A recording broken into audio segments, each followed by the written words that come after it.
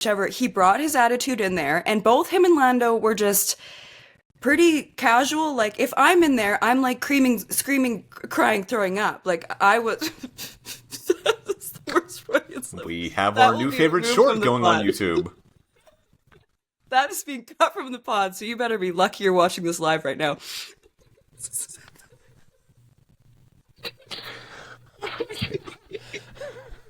Katie is absolutely scarlet right now, and understandably so. That is definitely being cut. Dude, I don't know, man. This is pretty good content. I'm sweating right now. So am I. God. Oh, I don't know how to keep speaking. There is no recovering from this. And speaking of getting the party started.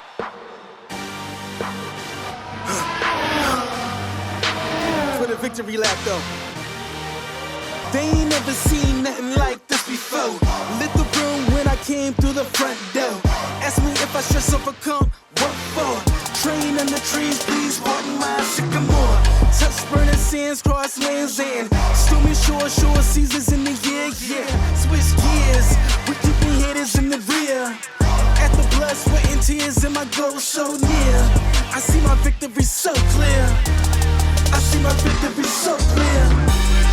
And today, we break through. And today, we break through. And today, we break through. And today, we break through.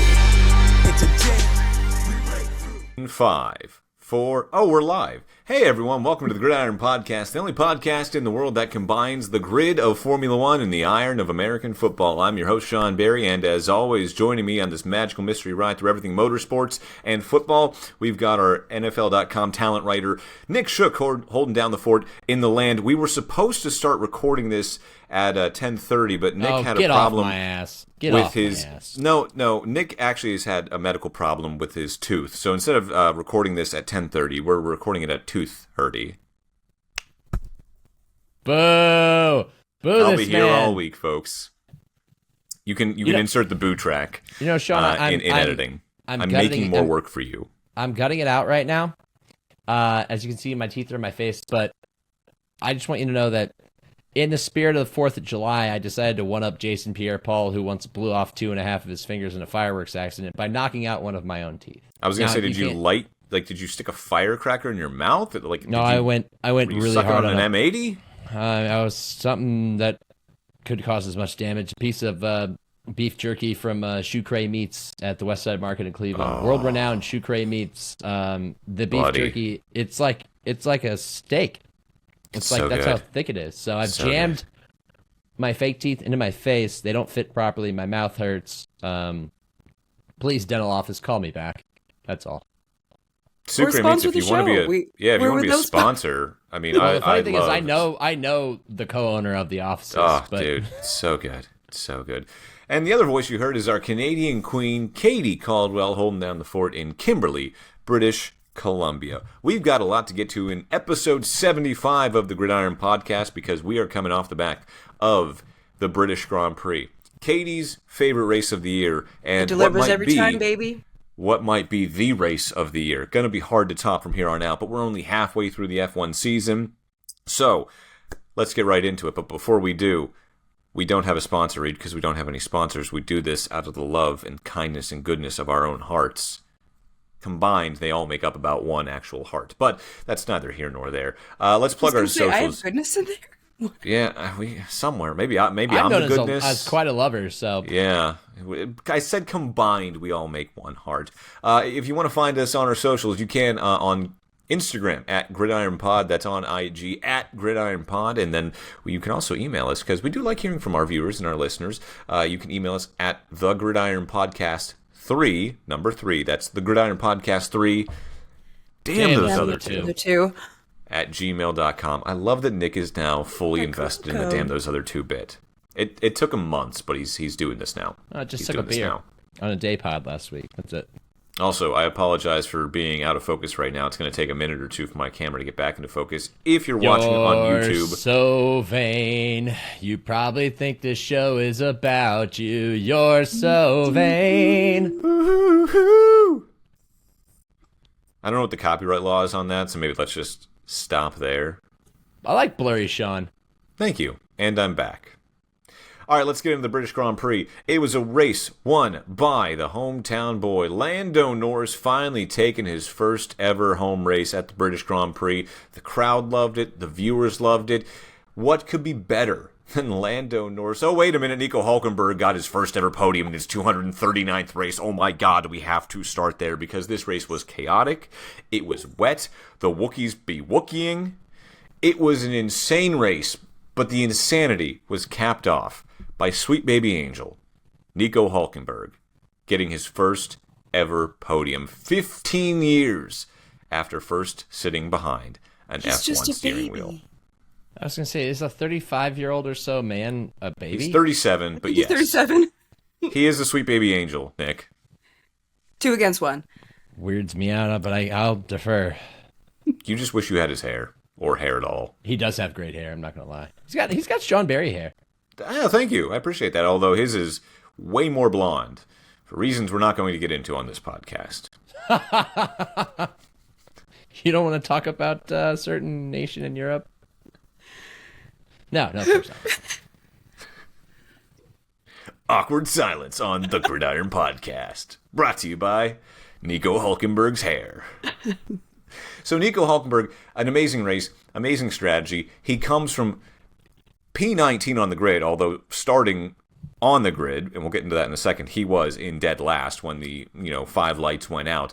Races all the way in a wet weather race to third, passes Lance Stroll with a couple of laps to go, and you're all thinking, oh my God. Like, yes, like the stuff with the McLarens, like that's all in front of us. That's going to be really cool in a second, but holy crap. Nico Hulkenberg is in a podium place. What the hell is happening?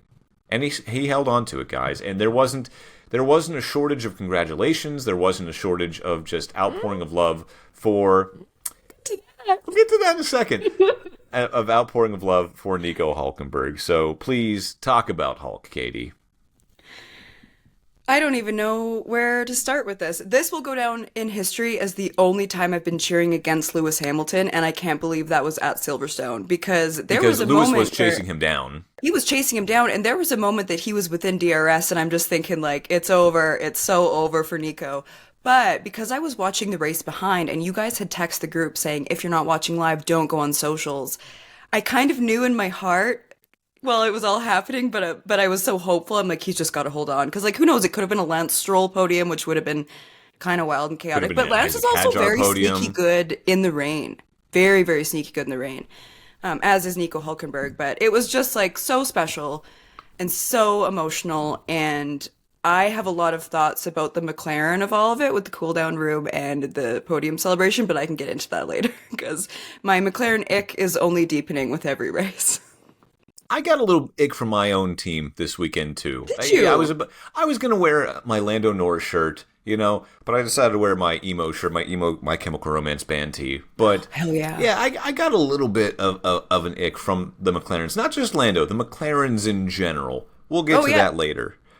Oscar is in this too, and my sweet baby Oscar has been kind of insulated from any hate from me. And yes. Guys, we're building up to this. I mean, Nico is just the appetizer, the amuse-bouche to the main course, which is that team in Papaya. Nick, your thoughts on Nico Hulkenberg? 239 races into his career, an F1 record, finally gets on the podium. In one of the earliest seasons of Drive to Survive, they talked about Nico's role in the midfield rivalry. It was between Haas and who? Renault, yeah, before they were Alpine. And I thought back to that because it seemed, there was a period where he wasn't even in a seat. He didn't even have a car to drive. In fact, he kind of came back because COVID knocked some guys out. And next thing you know, he's like randomly driving for Racing Point and then and wearing stuck a at pink P3, helmet. I think at the British Grand Prix qualifying because Checo got COVID. Yeah. And good memory. I thought back to that. And I thought back to the fact that he was only really on the grid because he was with Sauber, and they their drivers last year they knew they didn't want, so they just decided to go in a different direction, and how unlikely all of this was. Not to mention the fact that he started this race in P19. Okay? Like, if you look at the content that was produced, which I also wondered, how long was this in the chamber? Did they just like decide we have to run with this because like there was so much of like the never give up. Nico Hulkenberg never did, and there was one picture that I think the official F1 account put up, and it was at the starting grid as they're leaving their grid boxes to start the race, and everything's in black and white, and then way in the back is this lime green car, and I'm like, damn, imagine sitting in that grandstand watching that start and thinking that car way back there is going to finish on the podium. That in itself would be insane. Add in the fact that it's Nico freaking Hulkenberg, the guy who I never thought was going to sniff. I thought his best chances had passed him. He was just going to be a guy who never got to find a podium. And then you get to the final like 20 laps of the race or so, and you're like, oh, he's in range. And like he was in fourth for a while. And I was like, God, please do it. You're right there. Please do it. You're never going to get a better chance. Come on, please do it. And then he finally did. And to hear his team chanting, Nico, Nico, Nico. Nico's on fire. Da da da da da da da. Like, Nico's on fire. It was insane. It was, the whole thing was insane. Like, I didn't even care who won the race. And like, we can get into what actually happened because the race winner kind of won on a technicality of sorts. Mm-hmm. This was all about him. And we'll look back and say, well, Lando did win his home race at Silverstone. Nobody is going to remember this race. No. They're going to remember it for Nico Hulkenberg. Nico Hulkenberg. That is the story. I also thought back to my own personal experiences with sports. When the Cavs won the championship in 2016, it felt like witnessing something that I truly believe would never happen, that a Cleveland team would win a championship. Baseball, football, basketball was going to win one. And I remember being downtown watching that, going crazy with my dad and my friends, staying up all night, going to Dick's Sporting Goods at 6 a.m. to get gear. But what I really remember is sitting in my empty bedroom because I was moving back to LA and watching a video that the NBA had put up, like a cinematic movie type thing, on the bare wooden floor in my bedroom. And I started crying watching this. Like, that was how when they won that championship, I felt like anything is possible. There is hope in this world. And it's just sports. But I got the same feeling from watching Nico get a podium where I was just like, anything truly is possible. You can push through all the adversity and finally get there. He just did. This is proof of it. Thank you, Kevin Garnett. Anything is possible. Including Nico Hulkenberg getting a podium. And you're right, like the whole like just excitement over this was the emotional part of it. And to have, one-time frenemy in Kevin Magnussen, his old teammate at Haas. He was in his garage area. Kevin Magnussen just happened to be at this race as his guest. The guy that Nico called classless and Kevin, pardon my French, responded with "suck my balls." Mate. They're friends now. They're friends now. Don't forget the mate. And he was there for Nico Hulkenberg's podium, and he was happy for his buddy, his one-time frenemy.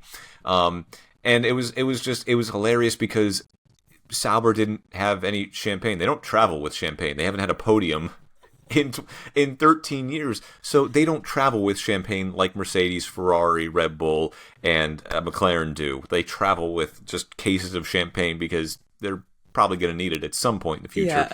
So Mercedes sent them a crate of champagne, and the team was popping it in hospitality because they needed champagne to pop. So just all of that was amazing. Nico going into the cool-down room and Lando bringing his helmet into the cool-down room because you need your helmet in the cool-down room. And Nico's like, what do I need that for? It's like, oh, you never have. You act like you've been there before, Nico. Act like you've been there before. And then the funniest part of it all, imagine waiting 15 years to have the best day in your professional career. And your trophy is made out of frickin' Legos. They gave these drivers Lego trophies. That's crazy. Your biggest achievement in your professional career is a Lego. Sometimes when I go to my sister's house and I play with my nephew who's 5, he loves to play with Legos. And now so does Nico Hulkenberg. And he makes I can't remember what the term is for it. It's like color heroes or something like that. I can't remember. It's like this universe that I swear he just made up in his head. And he's like, all right, I'm going to make you a robot. And all it is like a rectangle that looks like it might have legs and arms, but not really. And then he's like, and look, if you put this piece on, now it's a jet. And like, nothing's changed. I'm like, wait, so is this the front or the back of the jet? He's like, well, that one's the front because that's where the guns are. I was like, where's the engines? He's like, oh, they're underneath. Like, we just go back and forth about this. And I treat it like, oh my God, thank you so much. That must be how Nico Hulkenberg felt when he got his Lego trophy. He's just like, oh my God. My 5-year-old made this. That's great. He's at home nephew's rebuilding it, turning the 3 into a 1. Yeah. Your nephew's understanding of aeronautics is deeply troubling, but we'll get to that another day. Yeah. We're working on it. Hopefully, I'm never flying in a plane that he designs. Is all I'm saying. But it was just such a great moment. That's all anyone's going to be talking about from this race, except for the fact that the race of itself was just a chaotic, just beautiful symphony of anything is possible, as Kevin Garnett once said. As we said, Lando Norris on the top step of the podium, followed by his McLaren teammate Oscar Piastri, and then Nico Hulkenberg. Let's get into how Lando won this race, because he qualified P3 behind Oscar and Max Verstappen, who's still just putting up pole positions because screw it, it's Max Verstappen. But this was a wet race. It had poured a half hour before the race. The track looked decently dry, so out on the formation lap, you had a couple of cars like George Russell, Charles Leclerc, I think Esteban Ocon, dive into the pits and switch out their inters for slicks. Katie, how well did that go? Exactly. As well as my dating life's going right now. Mm-hmm. You okay, Katie? Go We'll on. get into that off air.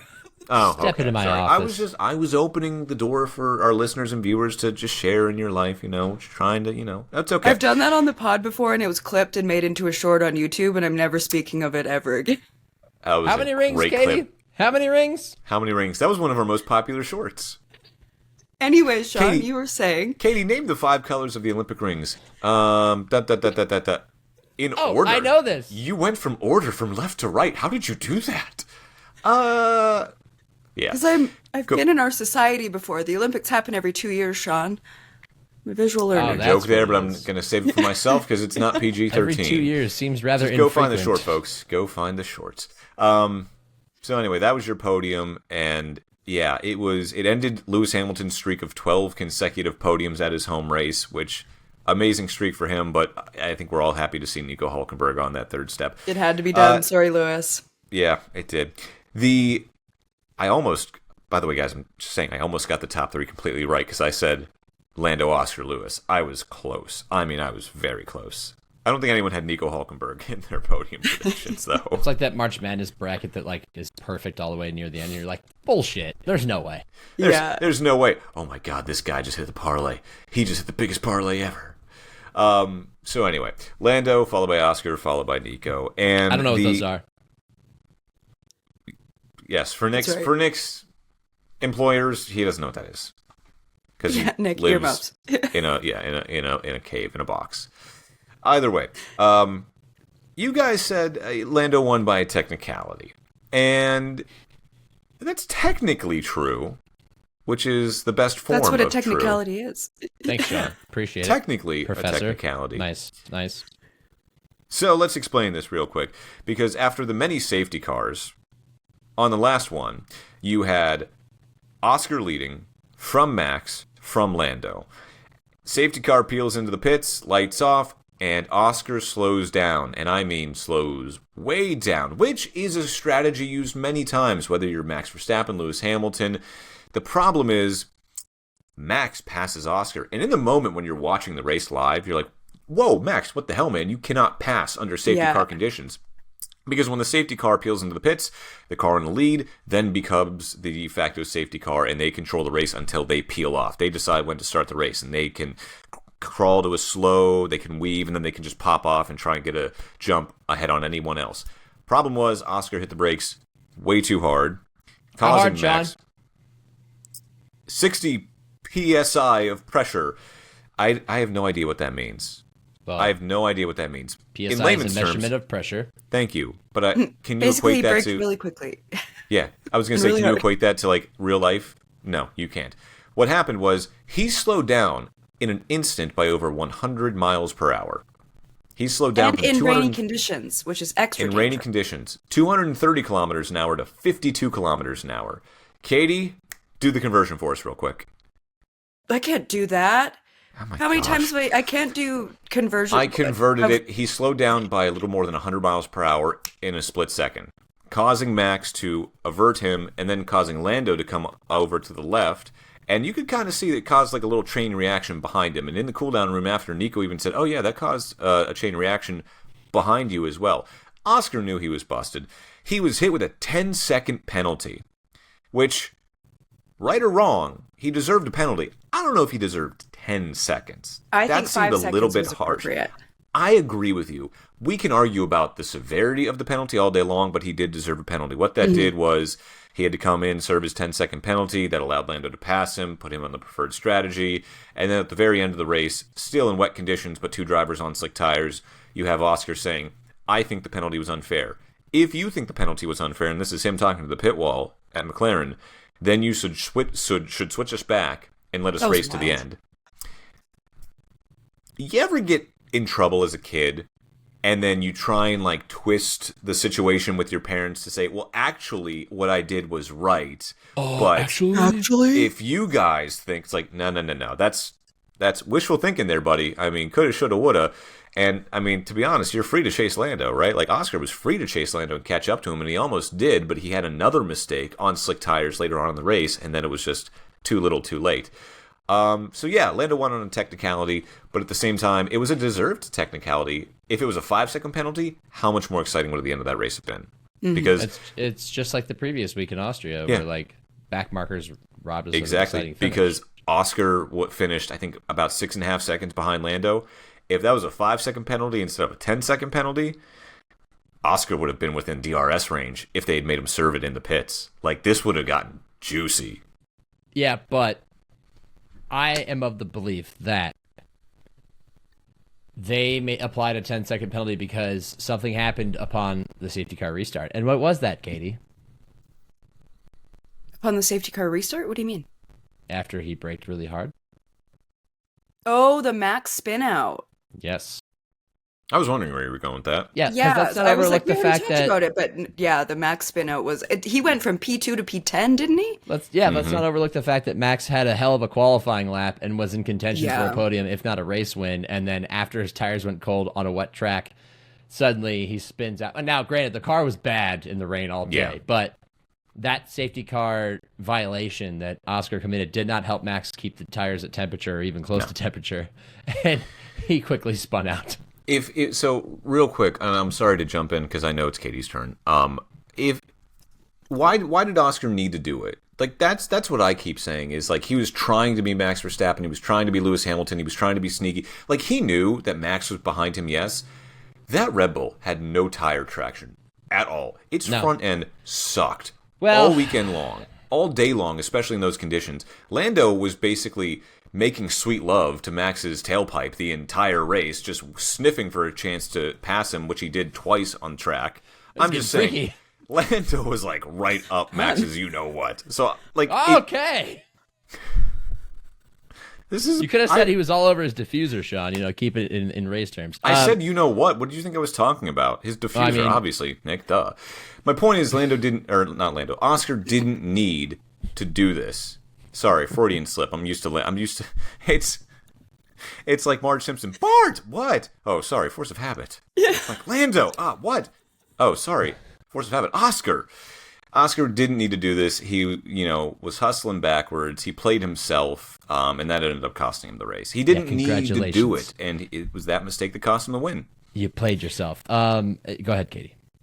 I was just going to transition to, and he brought that piss poor attitude because he was being a little whiny bitch on the radio about that, which drivers do that, and especially when that felt intense. He wasn't being that big of a whiny bitch, but when he's on the radio saying that, and then the cool down room happens, and then you see that Nico's on the podium, and they're all going into the room, and if you walk in and if you see Nico Hulkenberg sitting there, I don't give a shit about your penalty, and I don't give a shit about you justifying what you were doing or whichever. He brought his attitude in there, and both him and Lando were just pretty casual. Like if I'm in there, I'm like screaming, crying, throwing up. Like I was. That's the worst Freudian slip. We have That our will new be favorite removed short from the going on pod. YouTube. That is being cut from the pod, so you better be lucky you're watching this live right now.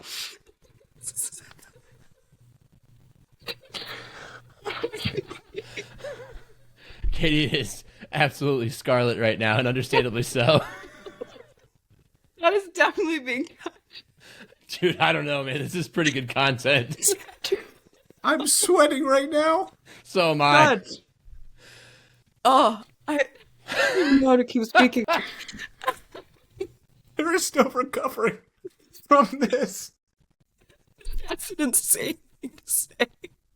That's crazy. The thing is, Oh it's my accurate. Oh my Okay. gosh. All of that will be cut in post. Anyways, back to... It happens to everybody, but god damn, that was good. Anyways, so the cool down room, very weird vibes, very down vibes, and Oscar wouldn't stop bitching about his penalty, and it just felt like, bro, read the room you're in right now. Like, you're witnessing F1 history that everybody's been waiting for and didn't think would ever happen. And then on the podium, where I'm expecting everybody to be going over to Nico and freaking out and spraying him with champagne, they just kind of went to their team corner, and Nico's there, and then Lando like lightly splashed him at the end, but I'm like, you got like that should have been Max and Lewis. Yeah. Or Fernando, or even like Carlos. Like there's so many different drivers I think would have met that moment in such a bigger way of like how exciting this was for Nico. Like all of us at home, that was the story of it. No question. That'll be the story of the season for me, if I'm honest. We can no longer say Oscar's so cool and calm under pressure. He doesn't break. He doesn't crack. He cracked. He showed us something there. It's like, oh, there he is. There's pissed off Oscar. Because, yeah, you're right, in the cooldown room, he's talking to Nico. He's like, what happened up there? Because obviously Nico was 5 miles and 30 seconds behind Lando and Oscar. He's like, yeah, what happened? And Oscar was, I guess you can't brake under safety car conditions anymore. I'm sorry, what? Come on now. As Come Katie on. said, being a whiny bitch. Because he was. He was pouting in the corner because he didn't get his way. And I want to say this. I think Katie and I, for all the credit we've given Oscar for his racecraft, which has been pretty damn good, that was an example of him being young and Oh, yeah. lacking experience and thinking that he could pull something like that off. And how many times has he really been, at the front of a safety car restart in his F1 career? That might have been the first time, I don't know, or one of very few handfuls of time. But it was a mistake he didn't need to make, and it was a self-inflicted wound. And then he was mad. I don't think he was actually mad at McLaren for not switching the cars back, because we're not going to, switch the cars back on wet conditions. Mm-hmm. You're like 10 seconds behind Lando at the moment. Again, on slick tires, on a still drying track. And also, this is this dude's home Grand Prix. We had to beg him to let you pass him last year. Do you think we're going to do that again at his home race? F no. So you're free to go race him if you want, but like bro, I'm sorry. Go ahead. No, I mean, yeah, like you're free to go race him if you want. Yeah. Go catch up to him. Like go get him. Well, and bro, you're still letting you leading the race. championship. You're still in the best car on the grid. Like this wasn't that deep, and I know that they're professional athletes. They're at the top of their sport. Like I get all those things, and it just felt like the Nico of it all was still just so frustrating to watch because it just didn't need to be that way. Like, Yeah. I get that you're frustrated, but like, put it aside. Like, be happy for your teammate. I know that that's hard sometimes, and I know that Lando is starting to cut in to Oscar's lead, but it just feels like they didn't meet the moment of what the moment actually was. Like, Oscar made so many things about himself, and I just kind of, like I said, the ick with McLaren just keeps getting deeper. Like, last episode, I said that they were giving the Florida Panthers of F1, and I feel like, as a big Florida Panthers hater, I feel like I just keep getting validated in that. Like, They have not reached the level of Red Bull yet, though. Let's just be very clear. They are still miles. Whoa. Look, Whoa, okay. what? Whoa, what? If Max Verstappen was on that podium, he would have been all over Nico in the cooldown room, and he would have been spraying Nico with champagne immediately, not worry about spraying his teammates and their, the person that shows up to take the constructors and everything else. I know. I almost wonder it's like the cool kids didn't invite him to the cool kids table. It was I almost bullshit. wonder if like, It was bullshit. Nico Hulkenberg is like secretly like hated by some of the drivers in the grid. Like, did he say something in the group chat? Or maybe, I don't know, I'm thinking about it. Maybe Lando's trying to stay, you know, oh, everything's fine. Look, I'm spraying my teammate with champagne. He's spraying me with champagne. Race. I understood. Lando won his home race. But, like, the fact that they instantly turned into their little papaya crew and completely excluded him. They ignored Nico. And yeah, you're right. Lando sprayed him a little bit at the end. But I'm just like, come on, man. Like, spray Nico. This is his first podium. Probably his only podium ever. And he got the vibe so quickly. Very classic dad energy out of him where he's like, screw him. I'm going to go over and spray my team down there. Spraying the team off the balcony, yeah. And it's champagne. We shouldn't care. But for such a big moment, for a guy who waited so damn long for that moment. I mean, so Lando got out of the car, and I will give kudos to Oscar for this. He came right up to him, and he dapped him up. So he still did the teammate dap afterwards. But Lando didn't go over to Nico. Oscar didn't go over to Nico. Meanwhile, you had Gabriel Bortoleto sprinting full on in his skinny jeans and team jacket and run into Nico's arms. And he's like, okay, buddy, all right, calm down, calm down. And then you had Max, you had Lewis, you had Fernando all coming up to Nico, dapping him up. Like, and the cameras didn't know where to look. Like, do we look at McLaren for the drama? Do we look at Nico for the energy? Like, what are we doing? What are we doing? The cameras kept switching back and forth. Yeah, it was a very off-putting vibe from McLaren. But that being said, things are heating up. We're literally halfway through the season. Yeah. And while Lando and Oscar are still buddy-buddy now, there's going to come a time where that is not the case because it is very clearly a two-horse race now. It does feel like it is headed. Changing that vibe. Like, and just one more note on like the vibe of the cool down room, because Oscar and Lando's vibe was really, really strange in there too. And I feel like we're starting to see the cracks in that friendship with them. But as a viewer, the vibe was like so electric and so happy, and then all of a sudden to go into that room, the vibe just changed so quickly, and it just like because of Oscar, and it didn't match like the flow of the broadcast where everything is so celebratory. And we're like, wow, we can't believe this, and we go in there and it's like, I'm like, as a viewer, it just felt really awkward transition.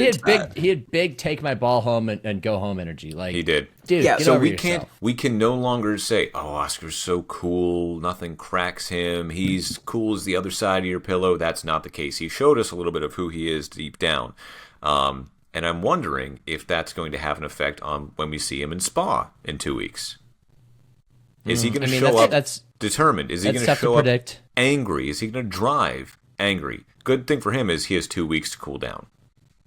Is it going to rain torrentially in Belgium, as it's known to do at Spa from time to time? Is that going to ruin their race? Are we going to get a Nico Rosberg, Lewis Hamilton situation? That is what I want. I want them to hate each other by the end of the year so much that one considers retirement. I don't think because it's good for the sport. They're not those personalities. They're not. Oscar might. That's what we thought. Lando's we thought Oscar was just very even keel. No. Oscar might be that. What Will Buxton said has an inner bastard. Oscar might have that. I don't know if Lando has that. That doesn't mean he can't win a world championship. I'm just saying I don't think Lando is not Lewis. Oscar might be Nico. Well, you know what else it really points to? It points to the fact that F1 is a very much an entitled sport. It takes a lot of money to get involved, and these are a lot of entitled kids. And when things get tough and they don't get their way, the entitlement comes out. Yes. And we all sit back in our middle-class upbringings and think, you got to be tougher than that. Quit being a spoiled brat, which I think just makes it even more entertaining. He quite literally, Oscar, took his ball and went home. But speaking of the kids were not all right. No. To quote Offspring. God, no. At the British Grand Prix. Because we started off this season with a wet race in Australia. And man, that wet race had the Wookiees spinning. And in Great Britain, 6 Wookiees started the race. None finished. Or wait, did one? One did. Ollie, which I wouldn't have been, if I was a betting woman, I wouldn't have bet on Ollie to be the one standing Wookiee. Yeah. Ollie Behrman was 2 seconds away from a point. So, Ollie Behrman, here's your flowers. But you had Franco Colapinto, Liam Lawson, Gabriel Bortoleto, Isaac Hadjar, and Kimi Antonelli all DNFing and crashing out. Wasn't necessarily Kimi's fault because he was crashed into, but... And so was Liam Lawson. He was crashed out as well. Wasn't Hadjar crashed into too? Hadjar crashed into Antonelli, I think. Oh, yes, you're correct. So Antonelli, man, having a rough go lately. he is having a rough go. And then, not to, sorry, beat a dead horse, Katie, but Yuki Tsunoda finishing dead last of the finishing cars and a lap down. Oh, not as many laps down as he was last race. Progress. That's good. You gotta take the wins when you get them, It's getting bad there for Yuki. I feel bad. Yeah. But we're not talking about Yuki. We're talking about the Wookiees. What is it about these wet races that just has these Wookiees quashing out? Oh, now quashing? Really? Yeah, you like that? You jumped the shark there, Sean. Oh, come on. I thought that was clever. Thank you. They're inexperienced driving the fastest cars in motorsport when it's raining. Oh, you know what? And I don't mean to be a Debbie Downer here, but this is the thought I had during the second safety car. Can we, go back to the whole maybe we should try to innovate with spray guards and prevent all of this? Because, that was that was unsafe. That was... Mm-hmm. I was watching the onboards from behind the driver. I'm like, I can't see shit, so I know they probably can't. Yeah. I think was it. I don't think it was it Stroll or was it? No, it was Leclerc who just was like, oh my god, I just put a bunch of water come into my visor. Yeah. Which those visors don't close. Those visors don't close all the way. There is a slight opening under them. They don't go flush with the helmet. That's how wet it was. We should I think consider. Or at least make more of an effort to limit the spray or stop the race. Well, you know what? They brought out a safety car when the rain got really hard. But you know what I have to say to the whole splash guard? It's tough to see, Nick. Cry harder. Stop being a wimp. This isn't motorsports. You're not in that car. This is motorsports. It's dangerous. Okay. You drive, man. You drive. I want to see drivers in tough conditions driving. That's what I want. That's why I watch motorsports. F1 already has enough rules to go, oh, you almost caused a collision, so here's Sean, a 10-second what do they do in NASCAR penalty. when it rains? They don't race at all, which is even dumber. Okay, fair point. Don't get me started on that. I think you're done here. I think your time is up. That's even dumber. And in fact, when it is raining in NASCAR, they mandate that teams have to put on wet weather tires. They don't even give them the option of can I survive on slicks a little longer? They don't even give them that option, which they should. NASCAR is not perfect by any stretch of the imagination, but at least far from, I would say, extremely far. The Chicago race was pretty chaotic. If you go watch the Chicago street race, that was pretty fun. That was actually very fun, and it almost got dark. It was very fun. But I like that they let them race for a long period of time, and then finally when the rain got too strong, they were like, all right, safety car. I think this race they called the safety car at the right time. They called it off at the wrong time. They gave the option to teams, what do you want to do with your tires? What do you want to do with your strategy? And I think it made for a great race because so often I feel like the FIA can get too involved with these races and manufacture a race that they want. I don't think they did it this time, and a great race occurred. I'm glad they didn't red flag it. Yes. Same. That's what I'm saying. Because I kind of kept thinking this is when it's going to happen. And then with all the cars going around the track, I feel like that was helping to dry it out. I think the FIA, I actually kind of do got to hand it to them this time because I kept expecting them to pull out the red flag, but they didn't. And I think it worked out perfectly. I thought it was funny that on the broadcast, I think it was the second safety car was so long that they started talking about red flagging it just because they were like, yeah. I mean, it's got to come in eventually, right? We've been doing this for a while now. That's how I felt. But how many times have you seen the most chaotic standing start, and then there's a bunch more crashes, and then another standing start, then there's more crashes? I do get at that point too of maybe we just let this buck for a little while longer, and then see if eventually it lightens up. Because they're a standing start could have been a mess. I'm giving the British Grand Prix 10 out of 10. It was a magnificent race. Sorry to the Wookiees. They'll get there eventually. We do have one more segment. Before we get to that segment, I feel bad because I titled last week's episode Austria equals cinema, and then we got a way better race this week, and I don't know what to call this episode now. Anybody, you want to get in the chat, those of you who are watching, by all means, suggest a title for me. Make my brain work less. Thank you. You know what? I got a title for you. Blockbuster. God damn it. Harkening back to last week's episode. Nobody uses the phrase blockbuster anymore. I didn't say that. I said the phrase blockbuster lost a lot of gusto because Blockbuster Video closed. Well, this was a blockbuster, Nick. This was a Netflix. Blockbuster. Before we move on, this was a red box. Um, Why did you make that Anyway, face, Katie? What are you against Redbox? going back to the Kimi Antonelli of it all, I find it really interesting that he's had. Yeah, I just I'm- like, Continue, sorry. I like how you pushed right through that, Katie. I'm just really proud of you. Sean, you had mentioned that Kimi didn't have that great of a race. This is a really interesting time for Nick. Kimi not to That be was Nick. doing. Oh, was it Don't Nick? put that on me, Okay. Ricky Bobby. Nick. Don't you put that evil on me. It's an interesting time for Kimi. Well, I was going to be validating you.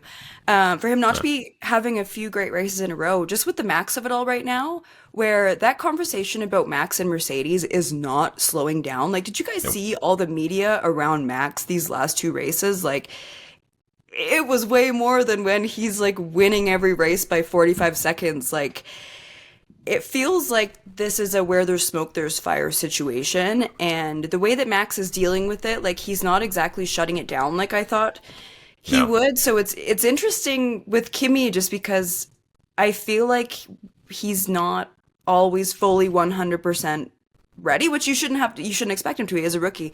But the Max of it all is really interesting because a big part of the conversation around Mercedes is right now is who would they drop, George or Kimi? And so many people feel like they're saying, oh, George Russell has to go. I might want George and Max. Yeah, but we haven't seen they enough hate from- each other.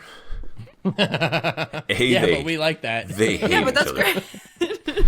It's great cinema. It's cinema. It's a blockbuster. It just I feels think- like but- I never would have imagined that we'd be talking so much about these Mercedes seats because they both seemed so safe in the long term. So it's just like an extra interesting thing to be watching when you're watching Kimi and George because that chatter just isn't going away.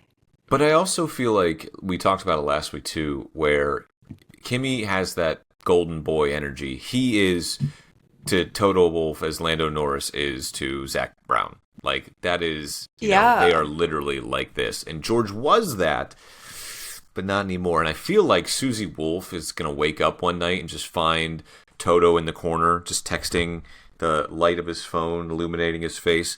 And she's going to say in her Scottish accent, Toto, what are you doing up? I'm texting Max. He's saying, are you up? What does that mean? Of course I'm up. I'm texting him. What does you up mean? What does WYD mean, Susie? I mean, they both lived in Monaco. I don't know. I love it. I have no notes. I'm just glad you took the accent because Thank you you. were like, with Susie, you completely abandoned the accent. I was like, I he's not can't. I gonna do can't it. do a great Scottish accent. I have to watch Braveheart, and then I can do the Scottish accent. I don't know why. It's a crush, but I can do Toto. We have some suggestions for titles that are much appreciated right now. Box office hit, sizzling sequel, just further doubling down on my Cinema. idiotic 2. comment on Blockbuster. I love it. Cinema. Thank you. The sequel. F1 movie, F1 2. This was a really F12. good time for F1 to have a really, really banging race too, because I bet there were so many people that watched a race for the first time after seeing the F1 movie. Oh, have you seen it?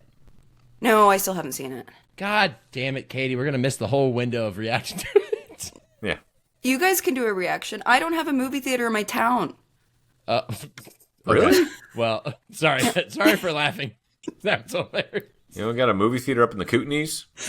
But I have to drive to Cranbrook, and I hate Cranbrook.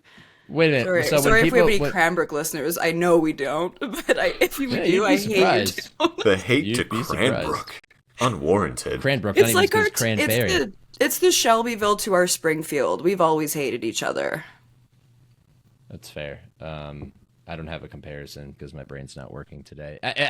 I want to know, like, people who vacation up there for Christmas, who like to go watch Christmas Day movie premieres. What do they do? Drive to Cranbrook? Like, what? I don't what's know going on one here? person that goes to the movies on Christmas Day. Oh, that's why there's Christmas Day premieres. Some families do it. Mine doesn't, but some families do go to the movies on Christmas Day. I live in a town of 7,000 people. I don't know what everybody's up to on Christmas. So you're the town celebrity, is what you're telling us. Yes, Nick. Thank you. That was I feel- exactly where I was going with I that. feel very validated. I am so happy that you followed through and didn't just dunk on me there because I completely exposed myself. God, you are the best. You are Some would just... even say the celebrity of the entire Kootenays, Nick. She's the queen of the Kootenays. Queen Don't of the say- Kootenays. Don't say that too quickly. Sean, All right. despite making many dad jokes to the point where Katie just ignored the last one and pushed right through. Again, commend you, Katie, and your dad mug. This is a different dad mug than last week. Sean is on a roll tonight, so. Thank you, folks. It's appreciated. Let's go on to our last segment for F1, and that is harkening back to Nico Hulkenberg. We all have that moment. Nick kind of said it earlier, where you have that moment where you fall in love with sports, and it just has an emotional reaction to you, or you have an emotional reaction to it. And that's what Nico Hulkenberg did for us this weekend. So let us go back in time to when we were new to this sport. We were watching it, and we had that reaction. We said, wow, this is making me fall in love with F1 all over again, as Nico Hulkenberg did this weekend for us. What comes to your minds, guys? A race that you've watched live or watched back and said, this is why I started watching this sport. Chivalry being alive and well. Katie, take the floor. Well, Nick and I each had the same top two, so as the Lewis girly of the pod, I will take the Lewis one. My judge of this was how hard the situation made me cry, because I cry at a lot of situations like this. Nico, to the surprise of no one, sobbing my eyes out. Lewis winning last year in Silverstone. There were so many great layers to that. It was so emotional. The Get In There, Lewis from Bono, I'm getting chills as I even talk about it right now. It had been so many races, and the fact that that was the first one after Abu Dhabi, and it was years later, it just felt like it was poetry, and it was so beautiful and so emotional. And it ended up being his last year with Mercedes, so that's definitely one that I think that's my favorite feel-good moment since I've been watching F1. Yeah, that was probably the first one that came to mind, so I had to dig a little bit deeper into this skull to find another one because I didn't want to take Sean's. Sean's actually is a deep pull. Deep cut. Good job out of you, Sean. Mine is going to be, now granted it was essentially a glorified parade, but Williams scoring points with George Russell in Spa. Oh. I thought it was Monaco. Never mind. Just because they were so bad. So freaking bad. They never had it. They were guaranteed to be P20 and P19 every week. And because George has a great qualifying session and they never overtake because they just do 2 laps under safety car and call it a day. Talk about signing up Summer Friday. My God. I'm out of here. George crying afterward because he'd been through hell knowing that better things awaited him, but the fact that he was forced to cut his teeth and put in the work with an awful team that was once a great team, that really hit it for me. I was just like, man. Now, I don't like George anymore. I should have known, but at the time, he was a sympathetic figure, and I sympathized very much that day. I know I said 1 before the pod started, but I'm actually going to go with 2. I'm going to go with when Checo went from P20 to P1 at the Sakir Grand Prix back in 2020 in the pink Mercedes. Ooh, good call. In the Racing Point. And you had everyone coming up to congratulate him because it wasn't even a given that he was going to have a seat in the next year. And that's, of course, how he got his ride at Red Bull. Yes, absolutely. When Checo spun on like lap 1 or 2 and then went from P20 to P1 for his first career win. And we got to hear the Mexican national anthem over the F1 speakers for the first time, I think, like 40 years, something like that. And he's on the podium with a mask on, just bawling his eyes out, fireworks going off behind him. Talk about absolute cinema. And then the other one is going to be, even though I'm a McLaren fan and was rooting like heck for Carlos Sainz to pass him in those last few laps, but when Pierre Gasly won the Italian Grand Prix in AlphaTauri, a year after his best friend Antoine Hubert died in that F2 crash at Spa, that was amazing. He was, again, same season, he's on the podium, bawling his eyes out with an empty champagne bottle in his hand, and he has just his head in his hands, confetti is draped over him and soaked from all the champagne, and it was just amazing. It was absolutely amazing. That one, to me, I was rooting for the guy to lose, but I'm so happy that he won. What did we do? Yeah, also produced the best team radio ever. What did we just do? What did you do? We just won the race. I have one I hate, because you know me, resident hater of the show. Nick DeVries finishing in the points in his F1 debut and then earning a drive out of it. Oh, Also come at the Italian Grand on. Prix. No. Hater. It promoted a guy who didn't deserve it. And then we had to deal with his... He did deserve it. He was an I will go to bat for Nick Debris on that one. she hates on him and calls him Nick Debris. So he crashed a few times every race. So he crashed every race. But He was a Formula E champion, so like there was some talent there. And now he's back in Formula E anyway. exactly. That's where he belongs. If we are doing a 1A, 1B, because I didn't know we could go to, Charles winning in Monaco was one that made me cry really, really hard. And that one too, like, Sean, when Pierre won, like, you could tell that so much of that emotion was the race win, but then also Antoine, like, that you understood a lot of the really, really intense emotion behind it.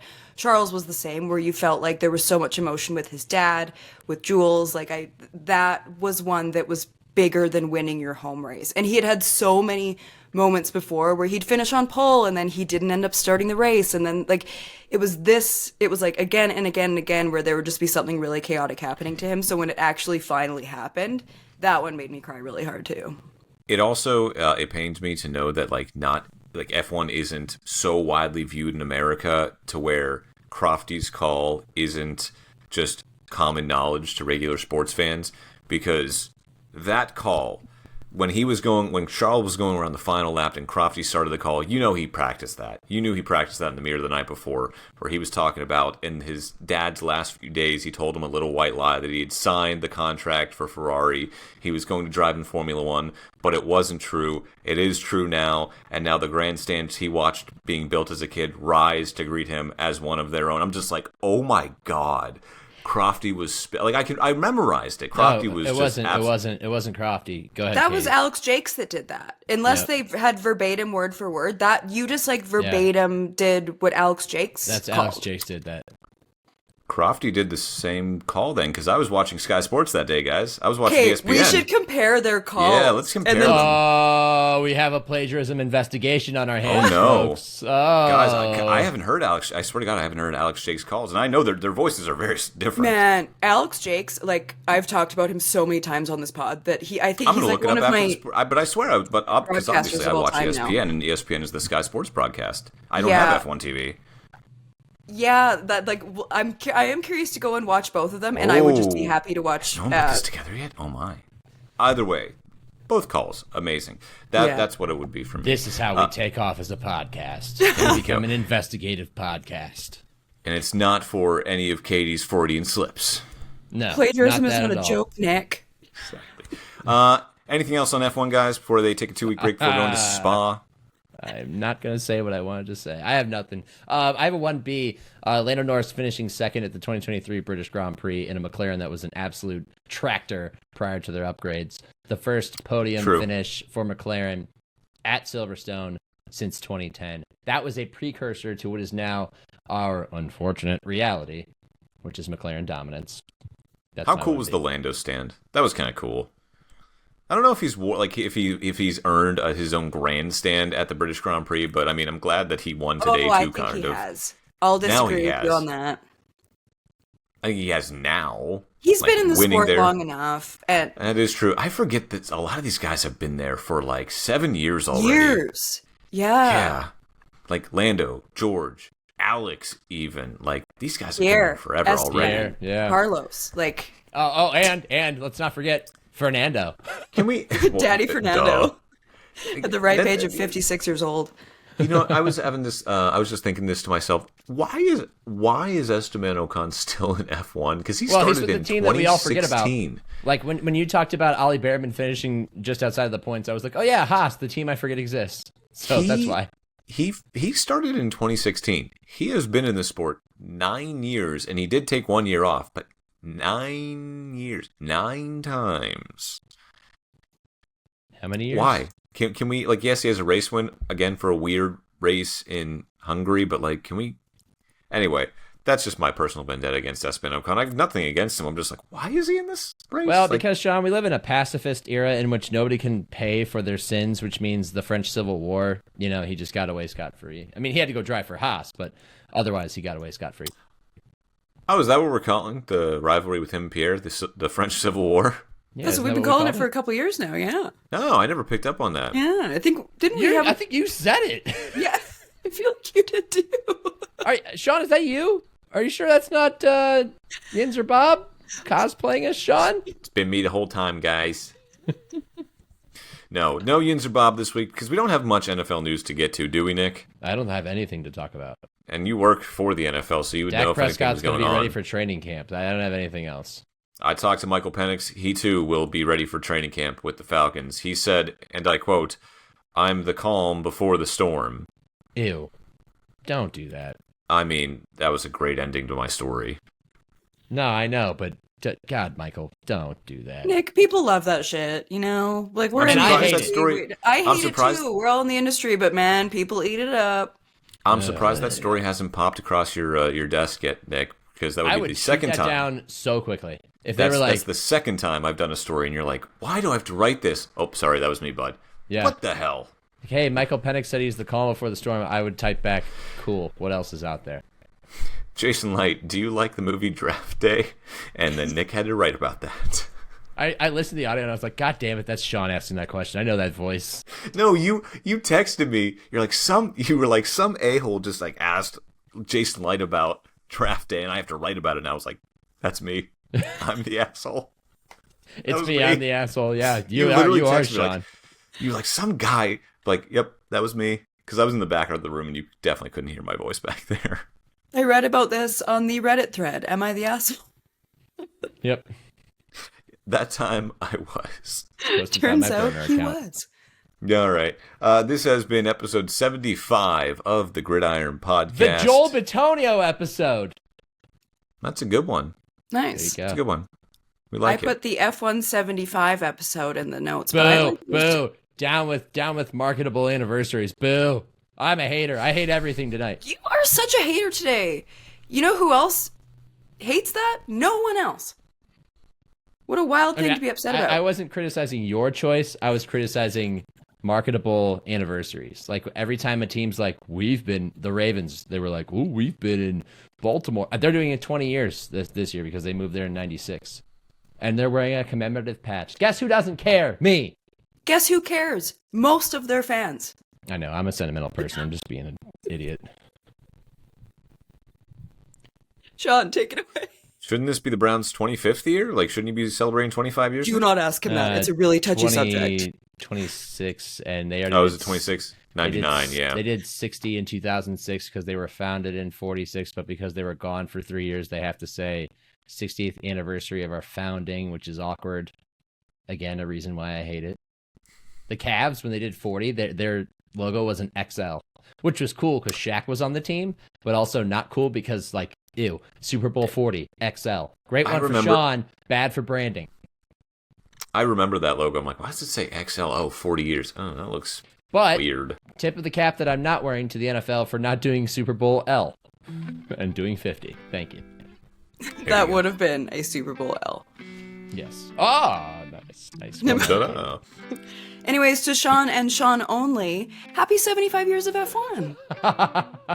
Happy 75 years of F1, Katie, and to Katie only. Bah, For Katie only, I am Sean Barie. This has been episode 75 of the Gridiron Podcast. As always, you can catch us on our socials, on Instagram at the Gridiron Pod, at Gridiron Pod. I screwed that up. Just at Gridiron Pod. And then you can email us at thegridironpodcast3@gmail.com. That's thegridironpodcast3. Damn those other two. At gmail.com. We look forward to hearing from you as always. Like, subscribe, share us with your friends. We appreciate all your viewership, your listens, and your responses. So yes, thank you so much for joining us for episode 75. We'll catch you in a couple weeks' time for the recap of the Belgian Grand Prix. Until then, live life in the fast lane. And for me, myself, Nick Shook, who was not mentioned as we exit this podcast, I may be taking a break again, undetermined break in terms of length on the Damn Those Other Twos, because the second time we do it just doesn't feel right for me. Good night, Canada. Congratulations, Blockbuster. Formula One, on 75 years.